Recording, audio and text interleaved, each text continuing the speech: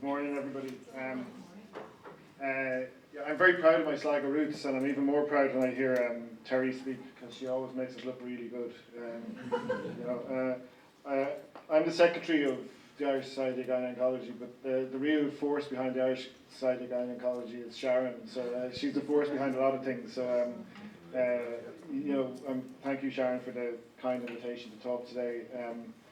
So I suppose I was actually I got in late there. I was down giving a talk at another place earlier, but I know that Terry has covered a lot of the more important side of things, maybe, and what I'm going to talk about maybe a little bit more mundane. But I suppose one of the things I thought we might try and get out of this was some way of understanding some of the terms that you might come across, particularly when you're reading about ovarian cancer.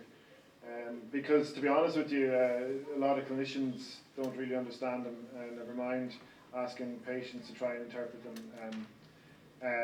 And really I just wanted to cover a few of the topics around what we're dealing with and where we're going, particularly around surgery, because that's really the role that I play.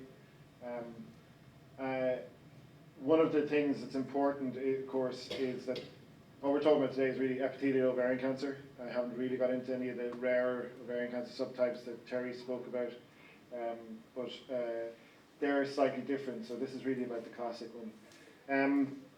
So, as you know, there's about 350 to 400 new cases a year. I trained in Queensland, where we had 400 new cases a year, but it was a completely centralised service, so all the ovarian cancer surgical management was in 2 hospitals. Like here, and one of the things that we have to be very kind of careful about is all this media attention with regards to the Australian healthcare system. The majority of patients there presented with advanced disease as well. And we used virtually the same treatment modalities that we were using here. In fact, what I've noticed is we've actually slightly moved on a little bit from Australia over the last number of years, which is quite nice. One of the things that has happened, I suppose, when I started training to what we're doing now, was the move from ovarian cancer as an acute condition to developing this idea of a chronic disease and people living well with ovarian cancer. Some of you may have seen me in the clinic, and we talk about the fact that we're going to turn this into a chronic disease and manage it accordingly. And I think that's very important, because not only for the patients but also for society and for your relatives, and how people understand that we can live with ovarian cancer. And some of you will know that I have a huge issue with this whole narrative of battling cancer and fighting cancer and things like that. And as doctors, that's part of our role to actually try and change that. I'm sure Terry's gone through this in much more eloquent detail than I would ever dream of, but what we call ovarian cancer is a multitude of different diseases. It's 5, maybe 7, maybe 10 diseases. We're starting to understand how we can subclassify them. You know that the vast majority of ovarian cancers are high-grade serous ovarian cancer, and as Terry spoke about, endometrioid and clear cell cancer are rare subtypes, but they do behave very differently. Then you have this rare mucinous ovarian cancer, which is often a more aggressive disease and behaves more like bowel cancer, disseminated bowel cancer. And one of the problems when we interpret trials is that what has happened historically is that these have all been lumped into one group, but they're totally biologically different, and there's very few studies where you can look at individual cases. But there was an interesting study presented at a meeting I was at in Rio last week, where they started to do the testing that Terry spoke about in endometrioid ovarian cancer, and they were able to show very clearly that in one very small subgroup that had a specific genetic abnormality in a gene called POLE, there was not one recurrence in 10 years in that group. And that was a major international study, because these are hard to get, these actual access to tumours like this. But what that really shows us is that we can start to molecularly subclassify even these subgroups. So it gets more and more difficult. But that's a really kind of important thing, because one of the things that's happening in cancer is this idea of de-escalation of treatment. So obviously you have to escalate treatment for some patients, but in other cases we may be over-treating them. And we're learning a lot about that from head and neck cancer, particularly from HPV-related head and neck cancer, that you can actually sometimes reduce how much treatment you give a patient if their head and neck cancer is caused by HPV. And hopefully then we can start to do that in ovarian cancer, particularly these endometrioids subtype. It's a rare subtype that's important. So if we think the tragic kind of journey that an ovarian cancer patient goes on, one of my colleagues, Emma Nixon, who's one of our cancer nurse specialists in the Mater, she always talks about the ovarian cancer journey, and I think it is important that we understand that. One of the things that we really are not particularly good at is understanding that most patients will have a longer period of time between their diagnosis and between their first relapse and death than when they've had their diagnosis and first relapse. But the vast majority of our focus is in this area here.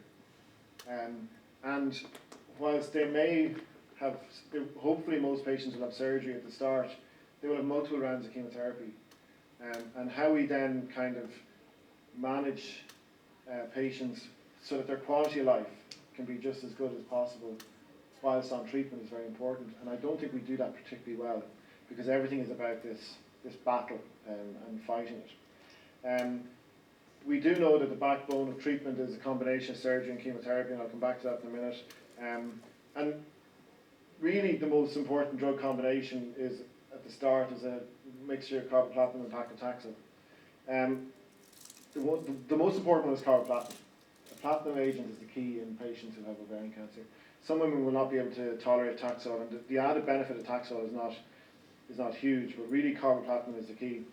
And basically then, once that treatment is complete, there's a question about how we survey patients and do we use any maintenance treatment. And that's really where targeted therapies has come in, and there's a lot of work done on using bevacizumab or Avastin in this setting here, just after patients have finished, either during chemo or after chemo, as a maintenance drug. So every 3 weeks patients were coming in and getting Avastin. And really there's a lot of people saying that may not be of huge benefit going forward. Where Avastin is definitely hugely beneficial is in the recurrent setting. And the problem with Avastin is that it does have side effects and it does have complications, and therefore it's trying to manage that quality of life toxicity balance with whether it's actually of huge benefit.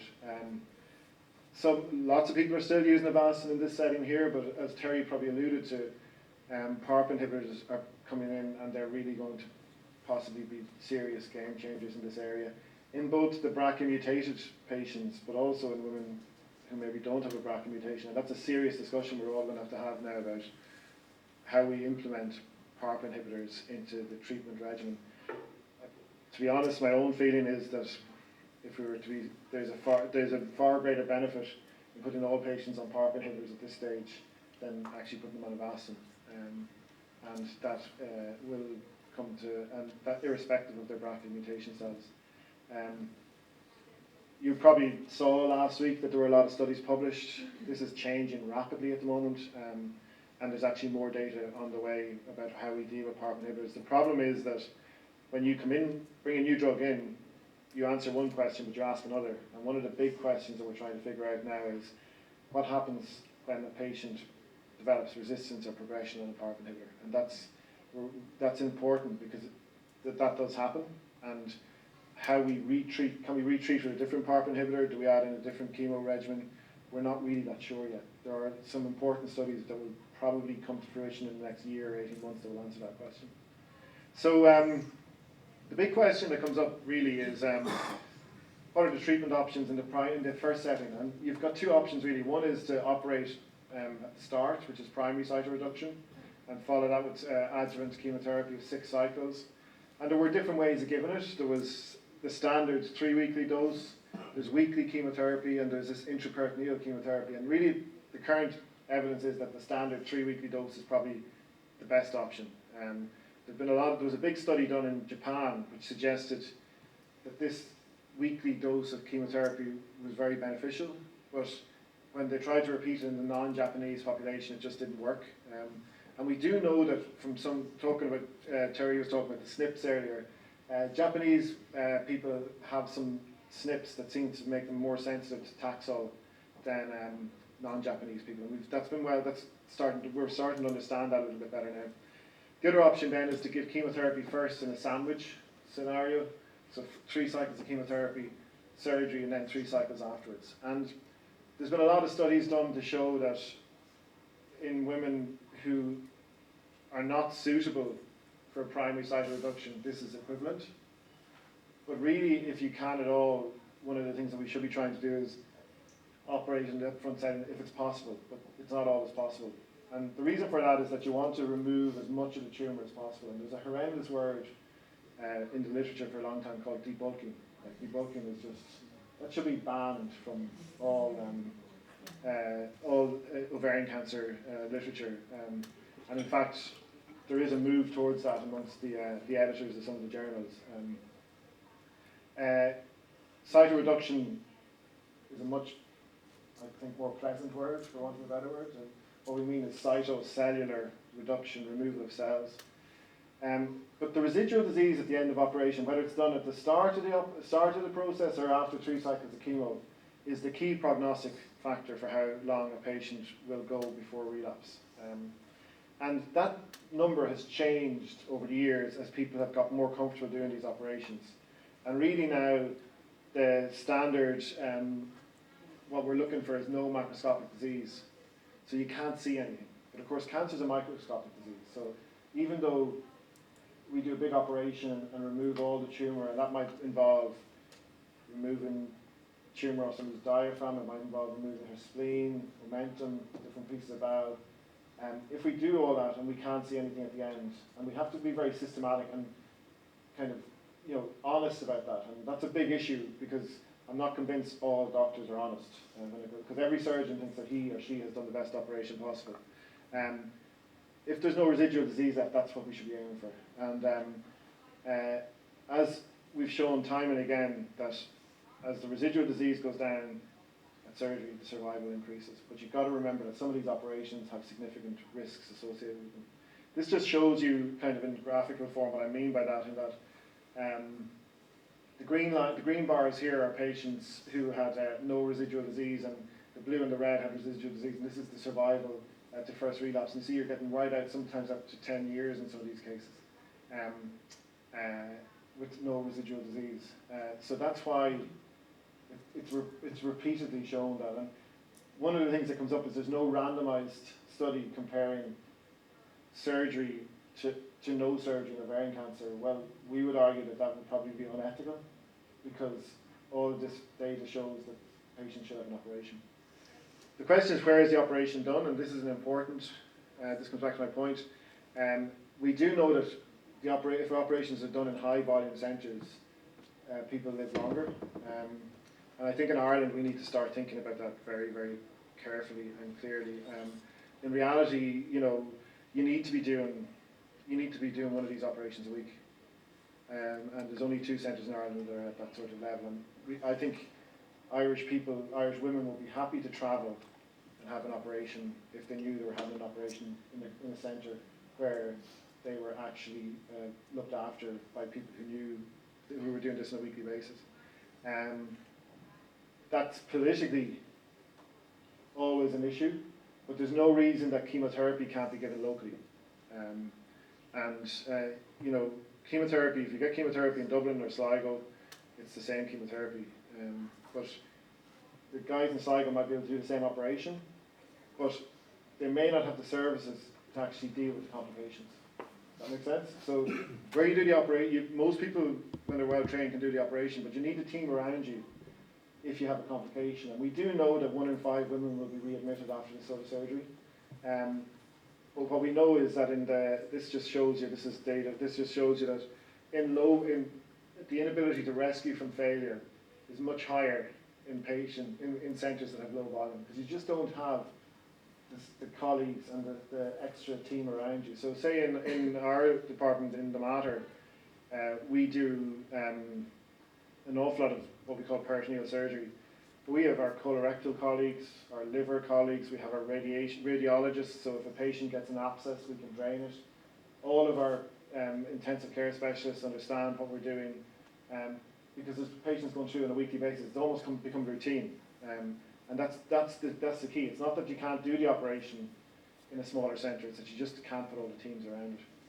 So who should have this neoadjuvant chemotherapy? If it's deemed that you cannot do a complete resection at the time of the first operation, you should give the patient neoadjuvant chemo and then do the operation after 3 cycles. We should be aiming that all patients have an operation after 3 to 4 cycles. All of the studies show, all the studies are comparing patients who've had 3 or 4 cycles and 3 cycles afterwards. What's happening in Ireland a bit, and it's something I suppose we should all be advocating about, is that patients will be given 6 cycles and then coming back for chemo because of logistical issues. Ovarian cancer is a surgical emergency, and if the patient has ovarian cancer in Sligo, and keep referring back to Sligo because they're VIPs in my world, okay? And you know, my team, I was doing ward rounds this morning and I asked the girl, one of the junior staff, what's the most important thing about this patient? And she went through all this list of stuff, and eventually I said, no, got it all wrong. And she said, what's wrong with her? And I said, she's from Sligo. And she just looked at me and walked out. So. But really, you know, what we need to do is advocate that we have access to surgery on time. And timely surgery, either at the start or after 3 cycles, is important. But giving somebody 6 cycles and then going back in is not what the studies have shown to be a benefit. So we're not then implementing best practice, and that's important. As you can see there, we have ways and means of figuring out who should have chemotherapy and who should have surgery.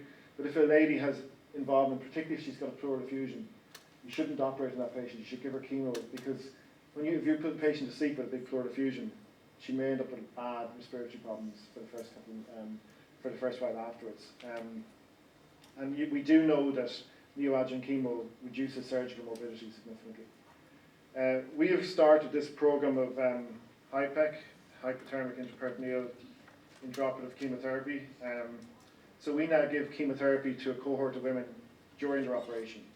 What happens is, when their operation is finished, if we've removed all the disease, we then hook up this machine here, and this is Bill Boyd. Did any of you attend him? I'm sorry. He operated on me. Oh, Bill is the reason we all did gynae oncology. He was on his own for a long time in the matter, but he convinced a few of us to do it, and he's our mentor. But interestingly, this is a consultant from Australia who's come over from the unit I trained in to train in this HIPEC technique. So it's nice that instead of us sending people to Australia, they're actually coming to us now. But this is the machine, and you can just see the tubes here. And this is the chemo here, and it's transfused into the patient. It basically rotates around and comes out again. And you know, studies have shown now that there's one big study that has shown significant prolonged overall survival with HIPEC in patients who have, at the time of their interval surgery, so the 3 cycles of chemotherapy, surgery plus HIPEC, and then 3 cycles more. Now, what we also know is that HIPEC has had a bad name with regards to complications, but there aren't any. The studies and our own experience is that it doesn't increase the complication rate. What increases the complication rate is the surgery. So the complications that you get are from the surgery rather than the addition of the chemo. I suppose what we would hope is that we might change the treatment paradigm to adding in plus or minus HIPEC in this situation here. So what happens after initial treatment? As I said, there is this maintenance bevacizumab or Avastin. I have to say I'm not a great believer in it. There are some studies that suggested if there was a large residual disease left after treatment that it would work, it was of benefit. That hasn't really been proven in follow-up studies. One of the big things you've got to be careful about when you read studies are if they go back and kind of do subset analysis after the fact and they find something, it may not always transfer into future studies afterwards. So it's important to understand that.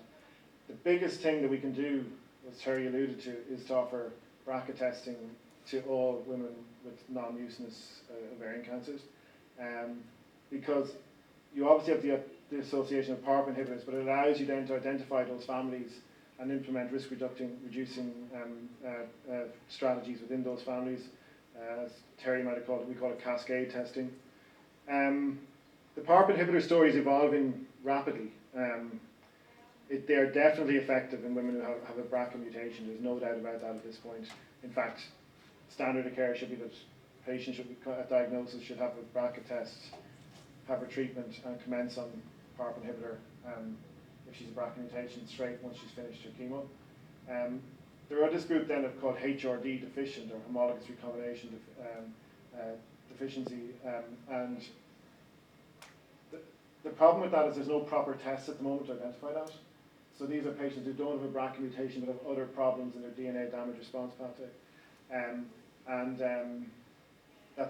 That's a difficult enough scenario at the moment as to how we implement that. So the question is, should we give it to all patients? Like every drug, it will work better for some women than others. But I think that's possibly where there will be a move towards. It'd be interesting to hear what the NHS have to say about that. And I know our own our own pharmacoeconomics group are starting to look at it. The important thing to remember is that they do have side effects, PARP inhibitors. The most common one being nausea, and it can be quite significant nausea. And what we do seem to see from the studies, we had a good few patients on different trials in the matter, was that it seems to be self-limiting, that if you get through the first 3 to 6 months on the PARP inhibitor, the nausea seems to settle down. But it can be really difficult to nausea from time to time. And as I said earlier, the whole idea of what happens after PARP inhibitor is something we're trying to figure out. Just a little bit then on how we surveil people afterwards, and this is a little bit of an issue that I have about how many scans that are being done on women with ovarian cancer in the follow-up period, because from talking to women, I think the scans can cause a huge amount of anxiety, and there may be over-emphasis placed on how much reassurance you can get from the scan. About 10 years ago in the UK, they did a study, and I'm sure some of you may or may not be aware of this, where they compared symptomatic follow-up patients based on symptoms alone to using CA-125 every 3 to 6 months. And the idea was that if you picked up an asymptomatic rise in CA-125, then if you treated those women, they would live longer. And that actually wasn't the case. It didn't show that at all. So what it showed was that, as usual, if doctors listened to patients and took a history, they'd actually figure out who was symptomatic and who wasn't. And my experience is that women who've had ovarian cancer walk into my office and tell me it's back. They know straight away themselves. They remember, they have almost a muscle memory when they come into the office and say, oh, I'm not right. So, interestingly, at this point, routine X-rays, CT scans or PET scans in the follow-up period, there's no evidence to show that they actually work, and they cause a massive amount of anxiety. However, doctors in particular place huge emphasis on sending people for scan after scan after scan, and I think it's something that patient groups and patient advocates need to start to address as to what exactly we need to do for follow-up, because there is no evidence to decide what you should and shouldn't do, so it should be done in partnership rather than an actual plan dictated by doctors. So I think I'm coming to an end here, but living with ovarian cancer, I think, is very important. It's a very important theme. It's not, and it's something across all of the cancers in Ireland we're not good at dealing with. And Sharon and I and a number of other people have talked a lot about this recently, about life after cancer. It's also called survivorship. I'm not sure if survivorship is the appropriate term, but in Ireland at the moment, our approach to survivorship is extremely poor, and we need to address that. As I said, it's a chronic disease, so we'll often have a relapsing and remitting course, and with the addition of these newer drugs, we can extend significantly the times between relapse, and maybe with maintenance we will prolong that time hugely. And if you think about something like HIV, where you remember in the 80s where everybody that was diagnosed with HIV was expected to die of it, and now we have thousands of people, particularly in the Western world, living with HIV, and will die with HIV rather than from HIV. We have a lot to learn from that in cancer, and that approach, and I think we're starting to implement it slowly.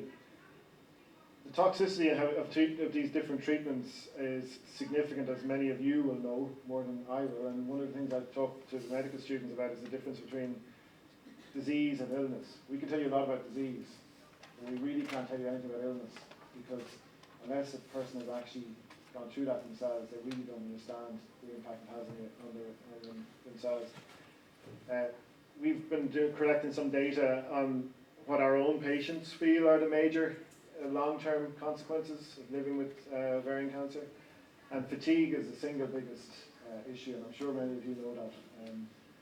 And it's never addressed, because there's almost this narrative in society that your cancer isn't back, so what, if you're tired?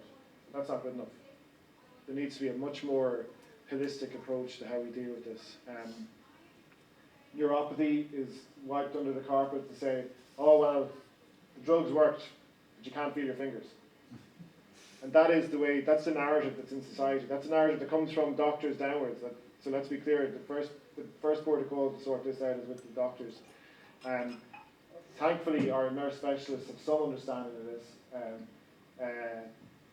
GI issues are massive after ovarian cancer, be it constipation, bloating, incontinence, and again, really swept under the carpet, and we don't have a proper service for that. I'm sure like pelvic floor physiotherapy has a huge impact on a lot of that, and we don't have simple access to things like that. Menopause is a major bugbear of mine. The data shows that in premenopausal women who are treated with ovarian cancer, most likely HRT, particularly in the serous group, decreases the risk of relapse. Medical oncologists don't get that. They just don't understand it. And if a premenopausal woman is on, has had her ovaries removed and had chemotherapy, there's a very strong suggestion that she should be considered for HRT. It's just not talked about. We were talking at a meeting this week about sexual dysfunction and psychosexual issues and psychological stress. And we had a brilliant talk from a survivor of cervical cancer who spoke about how her cervical cancer had such an impact on her relationship with her husband. And again, nobody really discussed it. And she made the point that every time she went to bring that up with her doctor, there was something else more important, like her bleeding. She needed a scan. We get the scan done, and that'll fix everything. And she went for years without actually voicing her concerns. And it's the exact same when you start to talk to ovarian cancer patients. And then there's the financial stress, and there was a young lady in with me during the week, and she just made this point. It came back to HRT. There's a shortage of HRT because of Brexit. I'm not sure if that's true, but that's what they're saying. And we came up with a plan that she might go to, seemingly there's buckets of HRT in Uri and there's none in Dundalk. So Terry, next time you're coming home, bring some HRT with you. She just said, well, I can go to Uri, but it's £28 for a month of HRT or something. And she just made the point, listen, being sick is expensive. I've been sick for the last 3 years. £28 mightn't be a lot when you're working and to full your health. It's a lot to some people. But being sick is expensive, and we need to address that. And I think, really the big thing is to break down these, the stigma that's associated with gynecological cancer. We've seen it in the last year with cervical check. We've seen the way some people are treated. Many of you would have seen Laura Brennan's documentary. I can tell you Laura took huge abuse personally for the fact that she got cervical cancer.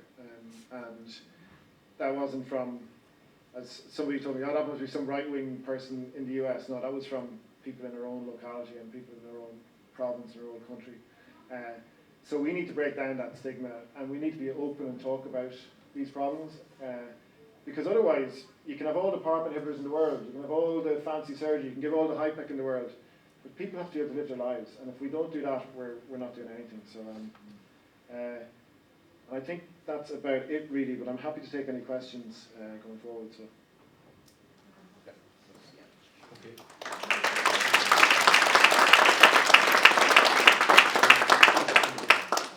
So we will take questions now for Donal and for Terry. So